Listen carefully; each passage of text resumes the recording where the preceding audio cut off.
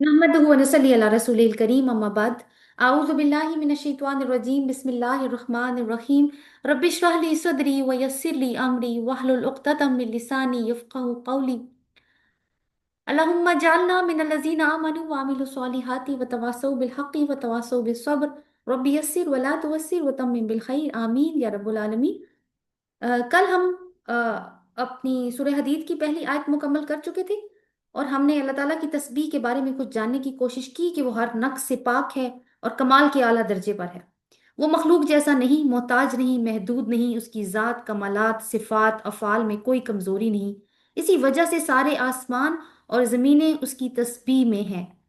तो आज हम इंशाल्लाह आयत नंबर 2 और 3 का मुतालिया करने की कोशिश करेंगे और ये देखेंगे कि जैसे कल हमने बात की थी अ, कि क्यों तस्बीह कर रहे हैं वो अल्लाह ताला की।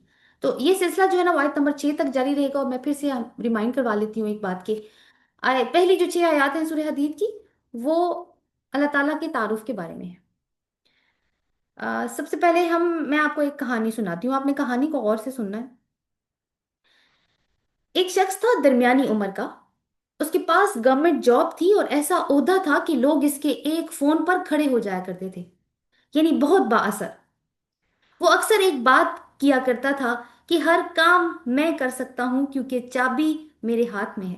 किसी को नौकरी दिलवानी हो, किसी को तरक्की दिलवानी हो, किसी का मुस्तकबिल खराब करना हो, मैं सब कर सकता हूं क्योंकि चाबी मेरे हाथ में है। जैसे जैसे वक्त गुजरता गया, इसका यकीन पुख्ता होता गया कि सब दरवाजे उसके हाथ से खुलते और बंद होते हैं। लेकिन एक दिन इस शख्स को घर से एक फोन आता है कि इसका जवान सेहतमंद बेटा एक ट्रैफिक हादसे का शिकार होकर अस्पताल में पहुंचा दिया गया है। वो भागता है अस्पताल की तरफ। बेटा जिंदगी और मौत की कश्मकश में मुब्तला है। ये शख्स यहाँ भागता है, वहां भागता है, कभी दवाओं का इंतजाम, कभी मशीनों का, कभी डॉक्टरों की मिन्नत समाजत कि किसी तरीके से इसका बेटा बच जाए। अस्पताल में खड़े होकर अपना असर और रसूख इस्तेमाल करता है और तजुर्बाकार डॉक्टरों की एक टीम अस्पताल पहुंच जाती है। पैसा पानी की तरह बहा रहा है, मगर एक बेबसी है जो आज वो महसूस कर रहा है। आज आईसीयू के दरवाजे के बाहर बेकरारी से टहलते हुए वो बार बार एक ही जुमला अपने दिल में दोहरा रहा है, काश एक चाबी और होती। इसी लम्हे इसको एहसास हुआ कि नौकरियों के दरवाजों की चाबियां इसके पास थीं। फाइलों के ताले वो खोल लेता था, मगर जिंदगी के दरवाजे की चाबी इसके हाथ में नहीं थी। ये वो लम्हा था जब इसने पहली बार हकीकत से आंखें चार की कि हकीकत में चाबी किसी और के हाथ में है। खैर, बेटा तो बच गया, लेकिन बाप बदल गया। अब वो एक जुमला दोहराया करता था कि मैं सिर्फ दरवाजे पर दस्तक दे सकता हूं, मेरे हाथ में चाबी नहीं। तो ये कहानी है और कुछ सवालात इससे निकलते हैं कि हमारी जिंदगी में कौन कौन सी चाबियां हैं जो हमें भी धोखे में डाल रही हैं। हम कब असर और रसूख को इख्तियार समझने लगते हैं। और ये कहानी सुनने के बाद हमें ये भी मालूम होता है कि चाबी इंसानों के हाथ में नहीं होती। तो सूरत हदीद की आयत नंबर 2 की तरफ चलते हैं और देखते हैं कि ये आयत हमें कौन सी कहानी सुनाती है। औज़ु बिल्लाहि मिनश शैतानिर रजीम। लहू मुल्कुस समावाति वल अर्द। उसी के लिए है मुल्क, यानी बादशाहत आसमानों और जमीनों की। युहयी व युमीत, वो जिंदा करता है और वो मौत देता है। वह हुआ अला कुल्ली शैइन कदीर, और वो हर चीज पर कुदरत रखने वाला है। मुल्क का लफ्ज हम डिस्कस करेंगे, युहयी व युमीत को डिस्कस करेंगे और कदीर को हम डिस्कस करेंगे। अस्समावाति वल अर्द के बारे में हम कल कुछ डिस्कशन कर चुके हैं, वैसे तो युहयी व युमीत के बारे में भी कुछ हल्की सी बात हो चुकी। सबसे पहले मुल्क। मुल्क यानी किंगडम, बादशाहत। अब दुनिया से ही कंपैरिजन करना पड़ता है कि दुनिया में कोई भी बादशाह हो, अगर इसको अपने कुछ कवानीन अपनी रियाया पर नाफिज करने हैं तो वो कैसे करेगा। क्या खुद जाएगा? नहीं, उसके नुमाइंदे जाएंगे, उसके मुलाजमीन जाएंगे। एक पूरा हरारकी का सिस्टम होता है जिसको हम दर्जाबंदी का सिस्टम कहते हैं या सिलसिला मरातब कहते हैं कि हाई कमान के नीचे लो कमान और इस तरह से कमान करते करते डिवाइड होती चली जाती है। और फिर हमने ये भी शायद आपने देखा हो कि हर मुलाजिम हुकूमत में अपनी एक अलग छोटी सी हुकूमत भी बना के बैठा होता है, अनलेस कि इस पर भी एक बॉस का चेक हो।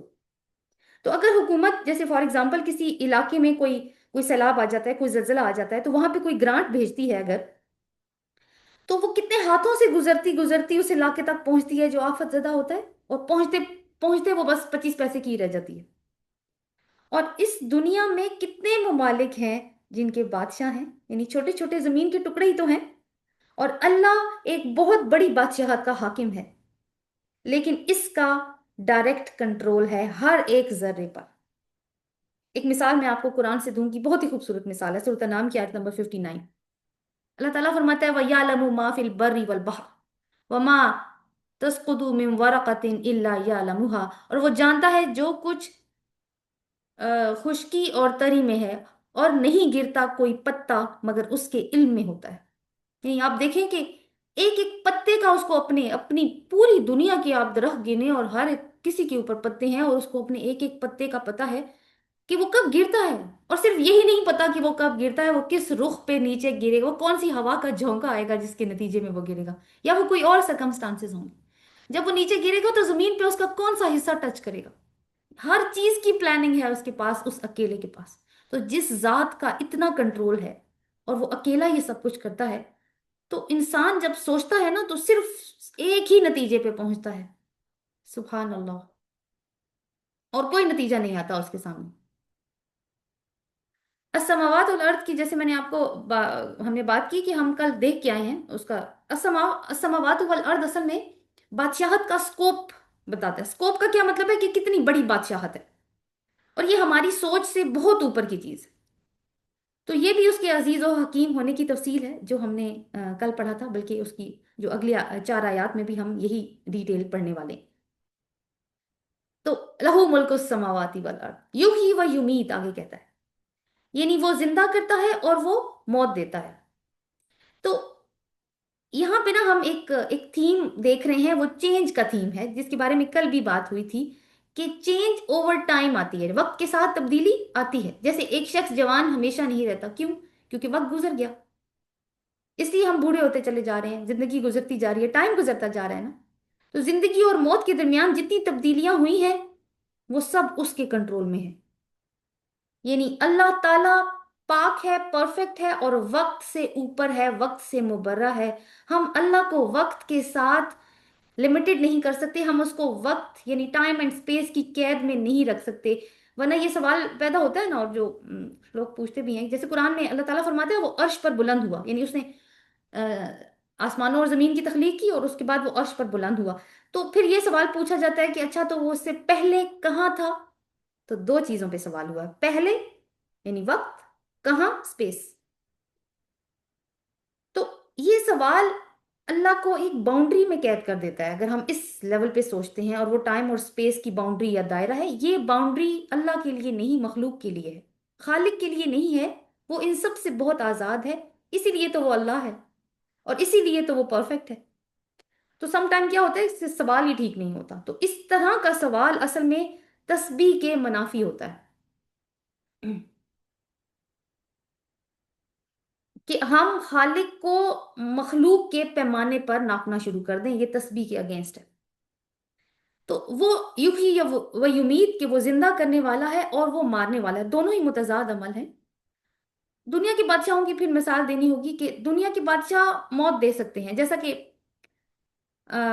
फिरौन जो है वो बनी इसराइल में पैदा होने वाले लड़कों को कत्ल करवा दिया करता था, या नमरूद, उसने इब्राहिम अलैहिस्सलाम के सामने अपने रब होने के सबूत के तौर पर यही स्टूपिड सी हरकत की थी ना, कि जब इब्राहिम अलैहिस्सलाम से उसने पूछा था कि तुम्हारा रब कौन है, तो इब्राहिम अलैहिस्सलाम ने पहला आर्ग्यूमेंट यही दिया था कि वो जिंदा करता है और वो मौत देता है।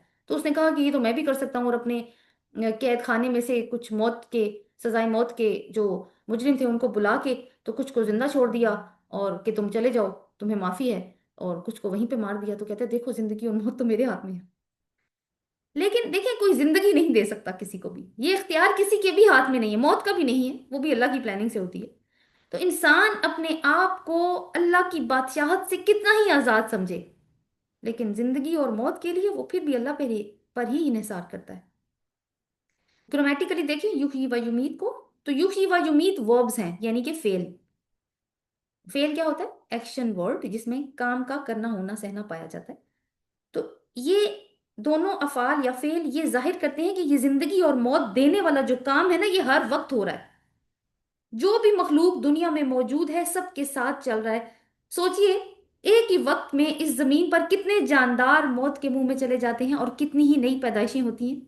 अपने जिस्म के अंदर सेल्स को ही देख लें कि हर वक्त मौत और जिंदगी के तजुर्बे से गुजर रहे हैं। खून का जो सेल होता है, खलिया होता है, वो सिर्फ 3 माह जिंदा रह सकता है, फिर मर जाता है और उसकी जगह नया खुलिया पैदा हो जाता है। इसी तरह पत्ते हैं, पौधे हैं, यानी हर चीज में ये जिंदगी और मौत का एक्सपीरियंस हर वक्त जारी है। हमारे अपनी बॉडी में हो रहा है ये सारा काम। और एक और तरह की मौत है जिसका तजुर्बा हम रोज करते हैं, और वो क्या है? नींद। कुरान नींद को मौत की बहन बताता है। अब जरा गौर करें तो सुबह उठने की दुआ क्या सिखाई है हमारे नबी सल्लल्लाहु अलैहि वसल्लम ने? अल्हम्दुलिल्लाहिल्लज़ी अहयाना बादा मा अमातना व इलैहिन नुशूर। कि तमाम शुक्र और तारीफ सिर्फ अल्लाह के लिए जिसने हमें दोबारा से जिंदा कर दिया मौत के बाद, और हमें उसी की तरफ लौट कर जाना है। तो ये दुआ क्यों सिखाई हमारे रसूल सल्लल्लाहु अलैहि वसल्लम ने? यही समझाने के लिए ना कि हम असल में नींद में मौत एक्सपीरियंस करते हैं एक तरीके से। और सोने से पहले कौन सी दुआ सिखाई? अल्लाहुम्मा बिस्मी का अमूतु व अहया। ए हमारे रब, हम तेरे ही नाम से मरते हैं और जिंदा होते हैं। इंसान भी जब गुनाह के बाद तौबा करता है तो वो भी एक तरह की मौत के बाद जिंदगी की तरफ लौटता है। कुफर के बाद ईमान लाना भी मौत के बाद जिंदगी की तरफ आना है। और ये सारा सिस्टम कितने मुनज्जम अंदाज में चल रहा है, और परफेक्ट सिस्टम है जिस पर गौर करके इंसान की जुबान से क्या निकलता है, सुभान अल्लाह। तो अगर मेरी जिंदगी और मौत उसकी मालिक मैं नहीं हूं, तो क्या फिर मुझे अपनी या अपने किसी प्यारे की मौत को तस्वुर करके घबरा जाना चाहिए? ये तो हो के रहना है। तो जब हो के रहना है तो फिर हम ये जब सोचते हैं ना कि वो युग व युमीत है, तो दिल मजबूत हो जाता है कि मौत से भाग नहीं सकते। लेकिन जैसे कल हमने तस्बीह की एक डेफिनेशन में ये भी पढ़ा था कि अपने मकसद पर तवज्जो तो दे सकते हैं, हमें पता तो नहीं है कि मौत कब आएगी, लेकिन फोकस तो कर सकते हैं। उसके इंतजार में बैठे रहे, उसके गम में घुलते रहे तो जिंदगी तो जाया हो जाएगी। तो क्या है, अपने मकसद पर तवज्जो दे सकते हैं, फोकस कर सकते हैं मरने का इंतजार किए बगैर। ये होगी हमारी तवज्जो तस्बीह के ऊपर। और ये सारा मौत और जिंदगी का निजाम किस तरफ इशारा करता है? आयत की तरफ देखिए, आखिर में क्या कहता है अल्लाह ताला? वह हुआ अला कुल्ली शैइन कदीर, कि वो हर चीज के ऊपर कुदरत रखने वाला है। कदीर को देखेंगे हम। काफ दार रॉ, ये रूट है इसका। और इसके भी डिफरेंट डेरिवेटिव्स होते हैं। किदर, काफ के नीचे जेर। किदर होता है बर्तन जिसके अंदर कुछ मौजूद हो। अकदर कहते हैं पावरफुल घोड़े को। कदर कहते हैं कदर का लफ्ज हम पढ़ते हैं कुरान में भी। मेजरमेंट, पैमाइश। कंपैरिजंस, तकाबुल, यानी वो लंबा है वो छोटा है, ये कम है वो ज्यादा है, ये क्या है? ये तकाबुल होता है, कंपैरिजंस कहते हैं। कैलकुलेशंस, हिसाब किताब। साइज, शेप, लेंथ, विड्थ, यानी हर चीज को इस तरीके से मैयर करके आप देखेंगे, यानी एक एक परफेक्ट कैलकुलेशन हम कह सकते हैं। और कदीर कहते हैं किसको? आमतौर पर इसका माना जो है ना, तर्जुमा जब हम पढ़ते हैं कहते हैं अंदाजा लगाने वाला है। ये तर्जुमा पढ़ते हैं, ये ठीक माना नहीं है। अंदाजा लगाने का मतलब होता है रफ कैलकुलेशन, रफ एस्टिमेशन। जबकि कदीर कौन है? जो पूरी तरह से प्रिसाइजली एक एक चीज को मैयर करता है, कैलकुलेट करता है, हर चीज का इंतहाई दुरुस्त हिसाब लगाने वाला। जैसे मैंने आपको पत्ते की मिसाल दी ना कि जब वो नीचे गिरेगा तो कौन से रुख पे गिरेगा। जिसको मालूम है कि जमीन के मुकाबले में सूरज का साइज कितना हो, इसकी गर्मी कितनी हो, इसका जमीन से फासला कितना हो, सूरज की गर्मी या रोशनी को कितनी देर में जमीन पर पहुंचना हो, रास्ते में किन किन फिल्टर्स के बाद उसको पहुंचना है जमीन पे, किस मौसम में कितनी हरारत देनी हो, तो ये सब कुछ करने वाला कदीर है। और ये मैंने बहुत छोटी सी मिसाल आपके सामने रखी है, वरना वो तो आसमानों और जमीन की बादशाहत जिसकी वसअत का हम अंदाजा भी नहीं लगा सकते, सब पर कदीर है। हर चीज की कुदरत रखने वाला है।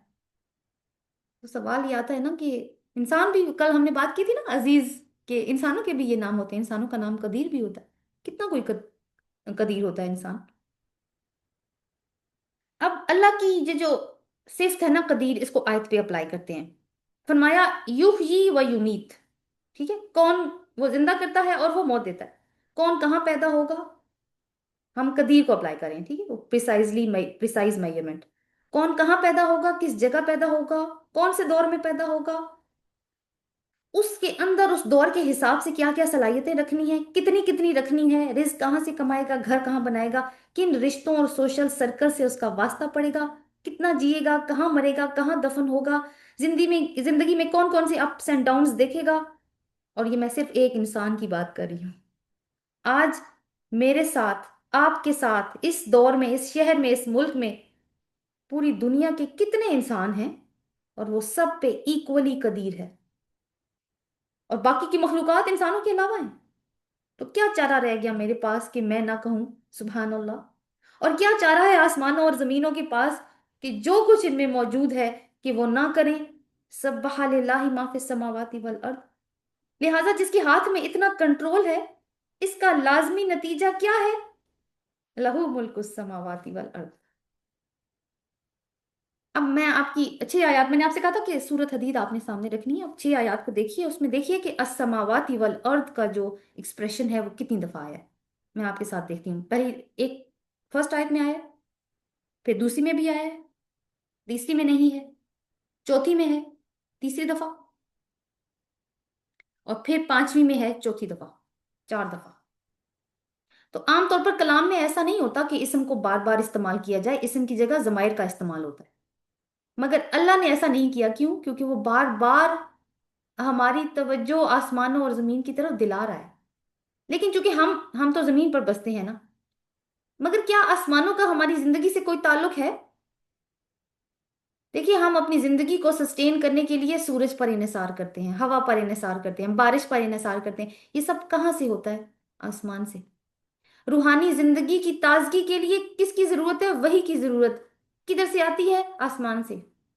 تو کیا نتیجہ نکلا کہ اگر اللہ کی حکومت آسمانوں پر ہے جو کہ اس کی سلطنت کا بڑا حصہ ہے، تو زمین پر کیوں نہیں ہوگی جو کہ چھوٹی سی ہے؟ اور پھر یہ ہے کہ اللہ زمین والوں سے بے خبر نہیں کہ وہ ان کو ایسے آزاد چھوڑ دے۔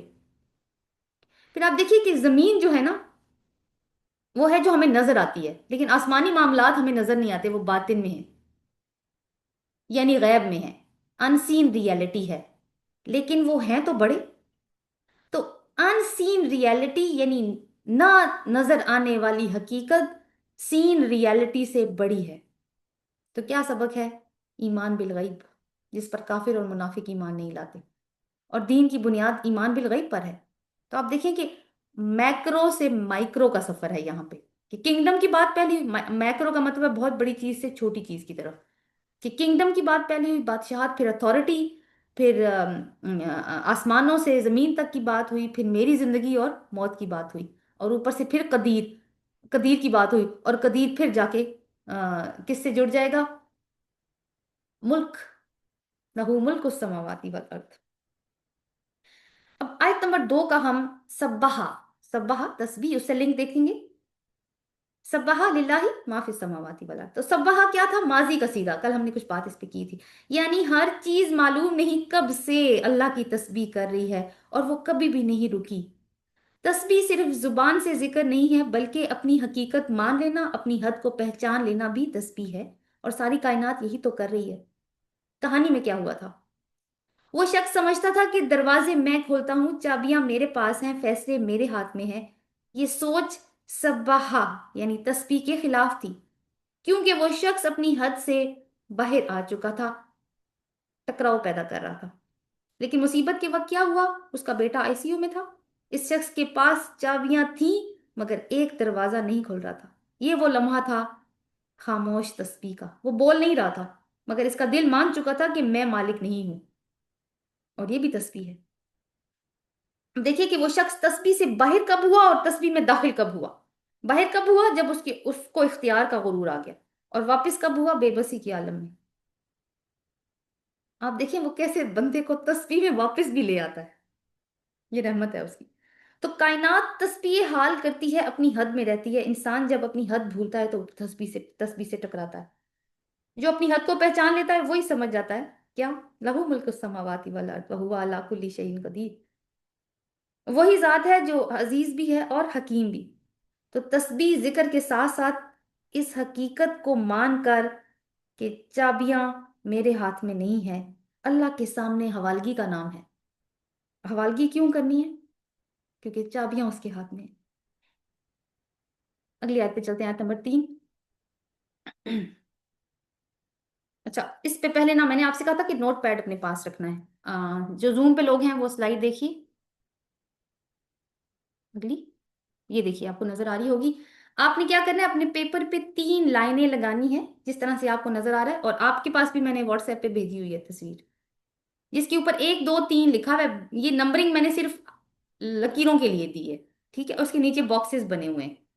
आप भी अपनी कॉपी पे ये 3 लकीरें खींचिए, ये पैरेलल लाइंस हैं। 1 2 3 भी लिख लें।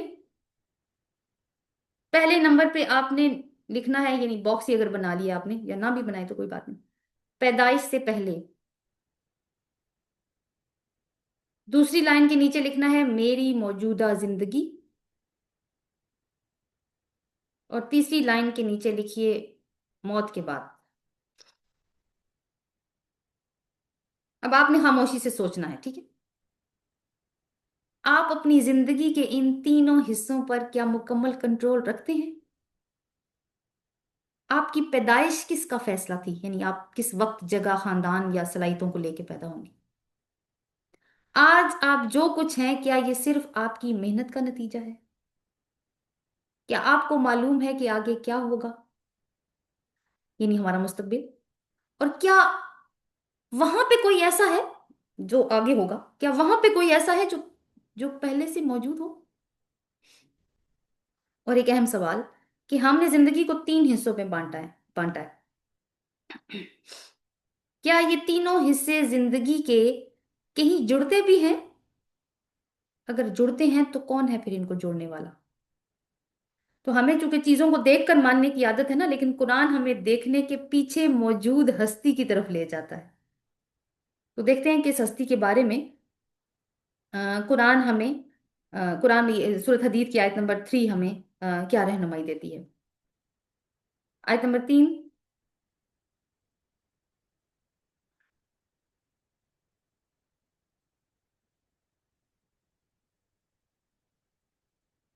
जी, स्लाइड पे आ गई है आपके।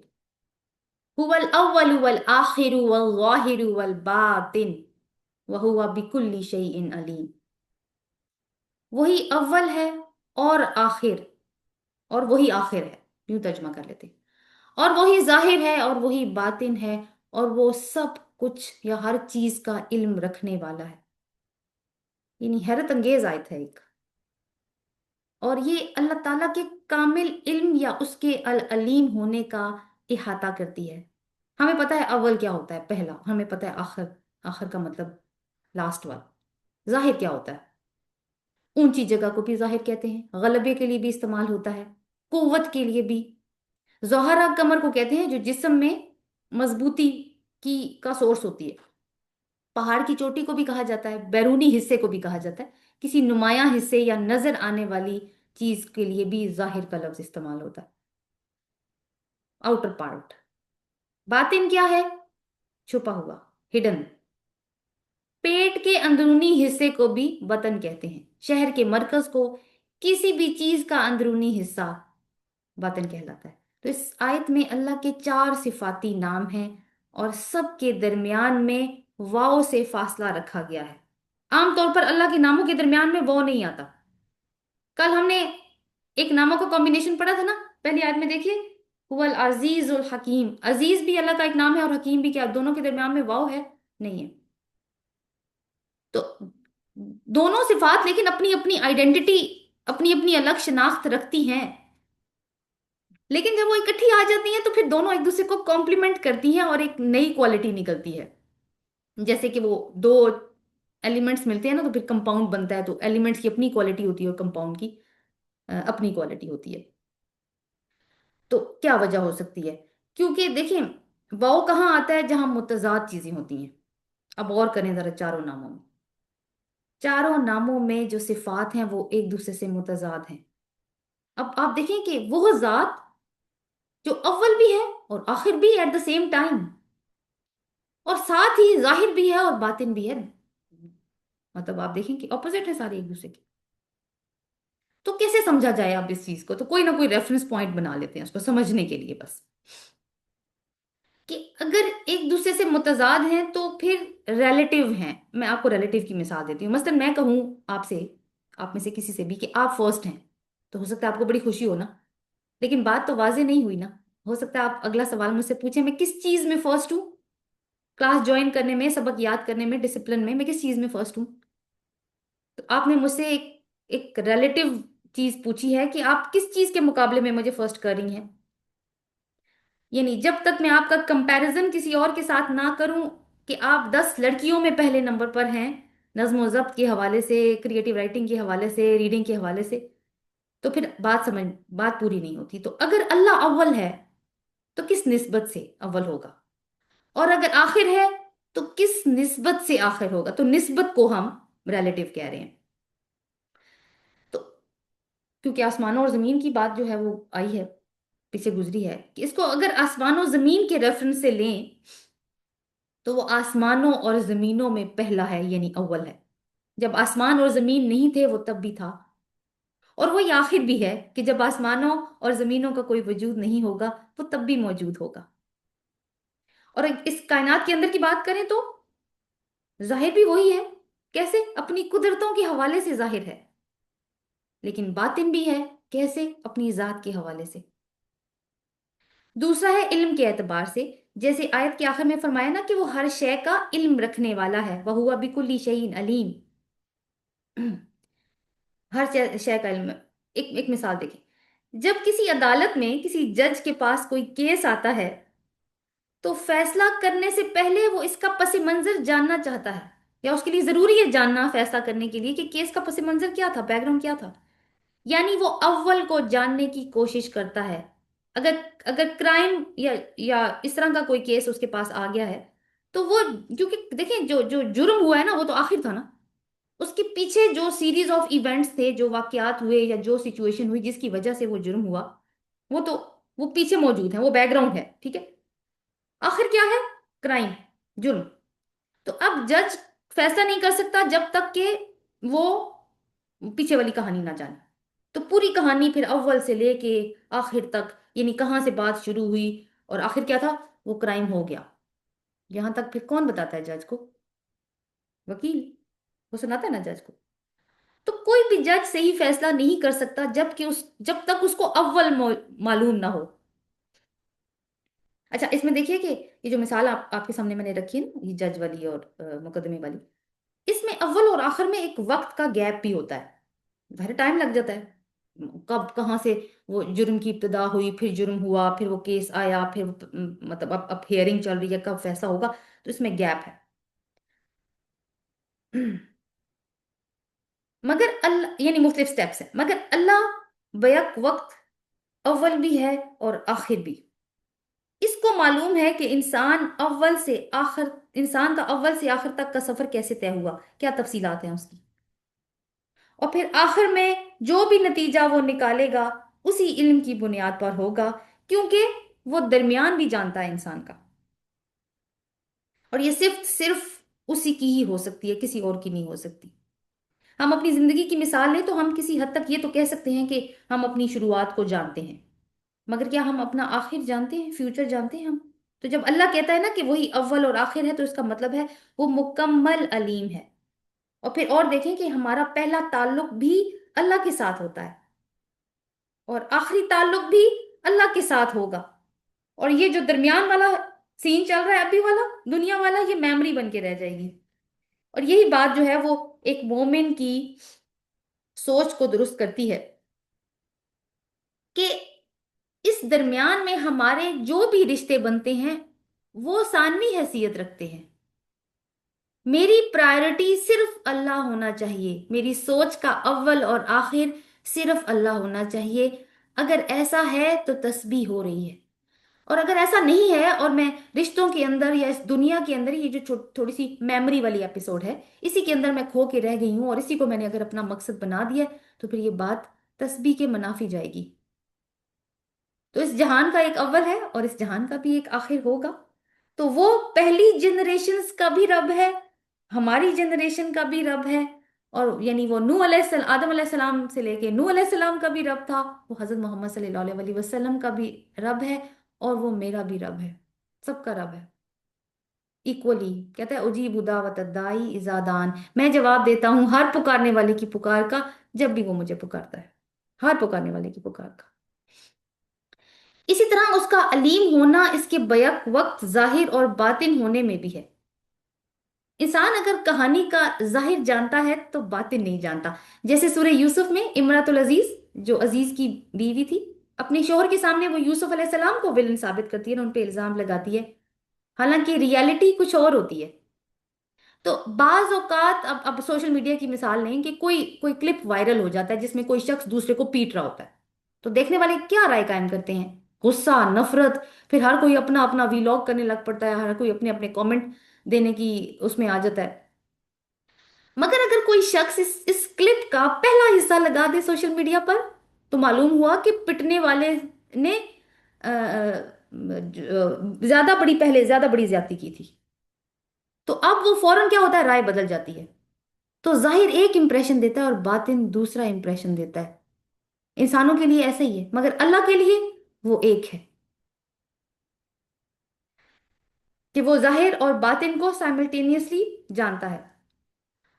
देखिए मखलूक, फिर देखें और जाहिर और बातिन को, कि मखलूक उसी के वजूद का ज़हूर है, या उसी की वजह से है। और मखलूक क्या है, जाहिर, क्योंकि वो नजर आती है। और खालिक वो बातिन में है। फिर इंसान समझता है वो बड़ा आजाद है और अपने आप को बड़े अच्छे तरीके से जानता है। तो वो इतना ही जानता है जितना वो अपने आप को जाहिर की आंख से देख सकता है। अपनी अपनी मिसाल ले लें, अब हमारी अपनी बॉडी की, कि हमारे अंदर, जिस्म के अंदर जो सिस्टम्स काम कर रहे हैं, क्या हम उनको देख सकते हैं? कैसे काम हो रहा है, दिल कैसे धड़क रहा है, खाना कैसे हजम कर रहा है हमारा मैदा, फेफड़े किस तरीके से हवा को फिल्टर कर रहे हैं, हमें कुछ भी नहीं पता। फिर क्या वो हमारे कंट्रोल में है? नहीं, वो किसके कंट्रोल में है? वो कुन फयकून वाले के कंट्रोल में है, वो जो बातिन में है।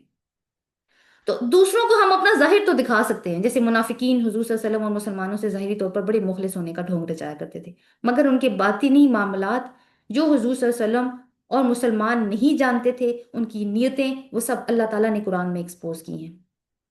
तो जो जाहिर और बातिन दोनों को बैक वक्त जानता है, वही कौन है? अल अलीम। कायनात में चलने वाले ये नेचुरल जो प्रोसेसेस हैं या फिनोमेना हैं, जो हमें बाज़ औक़ात नजर आते हैं और बाज़ औक़ात नहीं नजर आते ना, जैसे पानी कैसे एवेपोरेट हो रहा है हमें नहीं पता चलता, हम नहीं देखे, पानी हर वक्त बुखारात बन के उड़ रहा है, लेकिन बारिश का बरसना हम देख सकते हैं। तो बाज़ औक़ात हम हमें नजर आते हैं, बाज़ औक़ात हमें नजर नहीं आते। तो उन सब के पीछे कौन है? उन सब के पीछे वही है जो बातिन में है, वो नजर नहीं आता। लेकिन नजर, क्या नजर आता है? उसका प्लान। ठीक है, जो प्लान है, जो कार फरमा है, वो नजर आ रहा है उसके पीछे, जैसे हमने कल बात की थी कि उसका परफेक्ट प्लान। लेकिन आज अगर वो मखलूक से बातिन में है तो एक दिन जाहिर भी होगा। और वो कौन सा दिन होगा? वो कयामत का दिन होगा। इसके कलाम में भी ये जाहिर और बातिन की क्वालिटीज नजर आती हैं। बाज औकात बाज आयात तो बहुत वाज़ेह होती हैं, जाहिर हैं, और बाज बातिन, जैसे सूरह कहफ में मौजूद कहानियां, जुल्कुरनैन के सफरों की हकीकत, असहाब कहफ की नींद की कैफियत, मूसा और खजर अलैहिस्सलाम के वाकयात। अलिफ लाम मीम का क्या मतलब है? बातिन। तो कभी अल्लाह का प्लान जाहिर होता है, कभी इसका प्लान बातिन में काम कर रहा होता है। जैसे हजरत यूसुफ अलैहिस्सलाम की कहानी में जाहिरी वाकयात यूसुफ अलैहिस्सलाम के खिलाफ नजर आते हैं, मगर बातिनी प्लान जो बाद में रिवील हुआ, उससे क्या मालूम होता है कि अगर वो वाकयात ना होते तो यूसुफ अलैहिस्सलाम मिस्र को कैद साली से नहीं बचा सकते थे। और ये इसके हकीम होने की दलील है। तो यानी ये इसके हर चीज पर कामिल इल्म रखने की एक छोटी सी डिटेल थी, जो उस जात की जो हर ऐब, हर नुक्स, हर कमी, कोताही, कमजोरी से पाक है। सुभान अल्लाह। तो सवाल है कि अगर वो अव्वल भी है और आखिर भी, जाहिर भी है और बातिन भी, तो क्या जिंदगी का कोई लम्हा उसकी गिरफ्त से बाहर भी हो सकता है? तो अब हम देखेंगे कि पहली तीन आयत को देख लेते हैं कि किस तरीके से हमारी जहन साजी करती हैं। आयत नंबर 1 में, यहां बात इंसान से शुरू नहीं हुई। कुरान ये नहीं कह रहा कि इंसानों तुम अल्लाह की तस्बीह करो, बल्कि क्या कहता है, जो कुछ आसमानों और जमीन में है वो पहले से अल्लाह की तस्बीह में मसरूफ है। यानी इंसान इबादत शुरू नहीं करता, बल्कि इबादत में शामिल होता है। کیونکہ کائنات تو بائی ڈیفالٹ تسبیح کے موڈ پر لگی ہوئی ہے. تو جیسے ہم نے کل بات کی کہ تم انسانوں تسبیح کرو یا نہ کرو، تب بھی اللہ کی تسبیح رکنے والی نہیں ہے تمہاری وجہ سے. دوسری بات یہ ہے کہ جب تسبیح ثابت ہو گئی آیت نمبر 1 سے، تو آیت نمبر 2 میں ہم نے کیا دیکھا؟ اگلا سوال اٹھتا ہے کہ کیوں کائنات اس کی تسبیح میں مصروف ہے؟ تو جواب آیا کہ لہو ملک السماوات والارض، یعنی وہ حاکم کل ہے. اتنا کہ زندگی اور موت اس کے ہاتھ میں ہے. یعنی انسان کے اختیار کے دعوے صرف کھوکھلے ہی ہیں. اختیار مل جائے تو موت کا خوف اس کو آزاد نہیں ہونے دیتا. تو پھر انسان کس بات پہ اکڑے؟ اور آیت نمبر 3، یہ آیت اللہ کے وجود کے بارے میں ہے. 4 صفات سے اس نے اپنی ایگزسٹنس کو اس کائنات پر دکھایا. کون سی؟ اول، آخر، ظاہر، باطن. یعنی یہ کائنات اللہ کی وجہ سے قائم ہے. تو انسان جو کہ اس کائنات کا حصہ ہے، کیا اس کا یہ کام نہیں بنتا کہ اس ذات کو جانے، پہچانے اور اس کے بعد اپنی حیثیت متعین کر کے تسبیح میں شامل ہو جائے؟ تو یہ جو آیت ہے، یہ انسان کو چھوٹا کر دیتی ہے، تکبر توڑ دیتی ہے، اور ریاکاری پھر بے معنی ہو جاتی ہے. کیونکہ ہم آغاز میں بھی اس کے سامنے تھے، ہم انجام میں بھی اسی کے سامنے ہوں گے. ہم ظاہر میں بھی اس کے قابو میں تھے، ہم باطن میں بھی اس سے چھپے ہوئے نہیں ہیں. تو کیا کام بنتا ہے پھر میرا؟ سب بہا، اللہ تعالیٰ کی تسبیح میں شامل ہو جانا. جیسے کہ پوری کائنات اللہ کی تسبیح کر رہی ہے. اور آج ہم نے کچھ وجوہات کو جاننے کی کوشش کی. تو اس دعا کے ساتھ کہ اللہ تعالیٰ ہم سب کو تسبیح میں شامل ہونے کی، اپنی تسبیح میں شامل ہونے کی شعوری طور پر توفیق عطا فرمائے. آج ہمارا ٹاسک یہ ہوگا کہ آپ نے آیت نمبر 2 اور 3 کو زبانی یاد کرنا ہے، اور پچھلی 20 ساتھ میں ملا لینی ہے، تاکہ آپ کی جو میموری ہے وہ پیٹنٹ ہوتی چلی جائے. اور ساتھ میں ایک چھوٹا سا سیلف ریفلیکٹیو ٹاسک بھیجوں گی. یہ وہ ٹاسک ہیں جن کو ڈسکشن کے لیے نہیں میں بھیج رہی، عام طور پر کلاسز میں ایسا ہوتا ہے، لیکن یہ صرف ہماری اپنی ریفلیکشن کے لیے ہے، جو ہم پڑھتے جا رہے ہیں، تاکہ ہم کچھ نہ کچھ عمل میں بھی چیزیں لے کر آئے. اللہ تعالیٰ ہمیں اس کی توفیق عطا فرمائے. انشاءاللہ کل ملاقات ہوگی اگلی آیات کے ساتھ. اللهم تقبل منا انك انت السميع العليم وتب علينا انك انت التواب الرحيم. سبحانك اللهم وبحمدك نشهد لا اله الا انت نستغفرك ونتوب اليك. آمين. السلام علیکم ورحمۃ اللہ وبرکاتہ.